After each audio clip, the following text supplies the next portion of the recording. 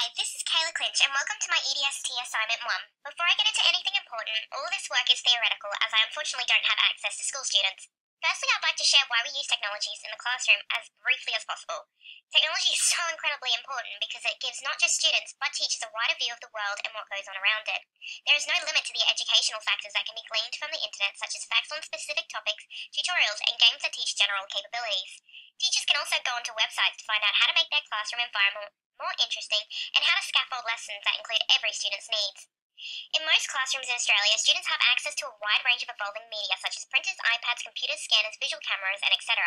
Although we can't assume that all students have access to these devices, technology is still highly integrated into school life.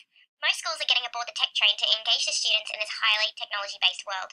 The 4 softwares that I'll be talking about will include a range of curriculum points and detailing how it can be used in a classroom setting. They are Comic Life, PowerPoint, Photor, and Excel.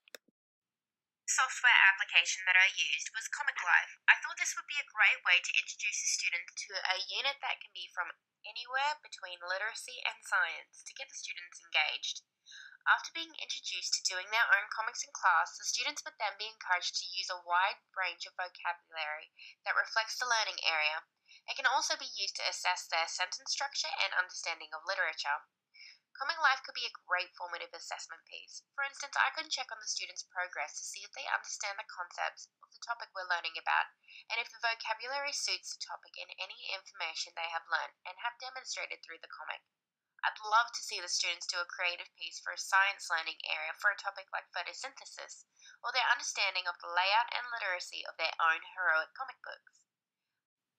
Lastly, the final technology software. While it may be overused, it is probably the most handy tool to have in any classroom. Yes, the humble PowerPoint presentation.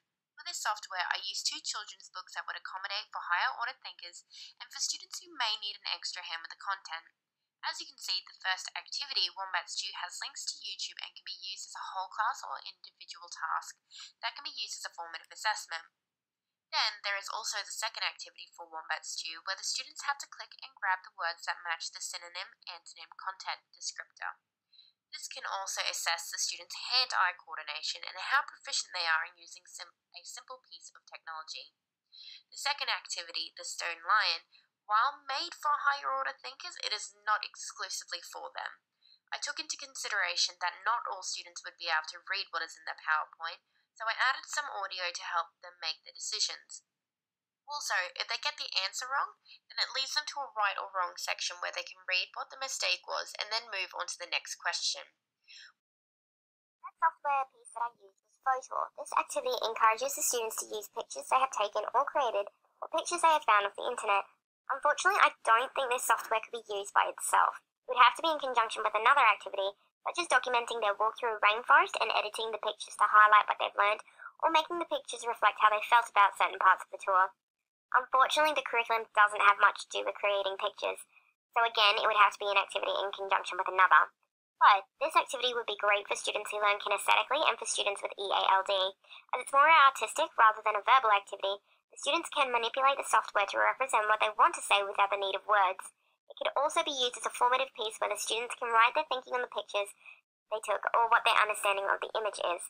Software would unfortunately not make a great summative assessment piece. It doesn't really encourage the students to demonstrate higher order thinking and can't really be used as a task all on its own. Lastly, the final technology software, Excel. The application is a great tool for every student, every grade, and most curriculum points. Even for students who have trouble reading and writing, teachers can scaffold the students into helping each other to write up what they need for the activity. If the teacher would prefer it to be an individual task, the teacher can utilize the reader response model, where the student reads out their scores and the teacher writes it down and they go over it together. Excel could be used in so many different ways, but for a theoretical activity, if the students were doing a game in HBE, a science quiz, or anything that has 4 activities with 6 questions that are out of 5, after the students do the activities, the students can enter the data of their scores. This gives the teacher an opportunity to evaluate both formative and summative assessment. Formative because the teacher can see how the students are progressing in their work over time. The other benefit of this is that students can visually see how they are improving in their work. Excel can also be used as a summative assessment, as the teacher can clearly see their marks in conjunction with the curriculum outcomes. Excel can be used for so many things, including teaching the students graphing skills and simple numeracy skills. It has a wide caliber of education vehicles of learning.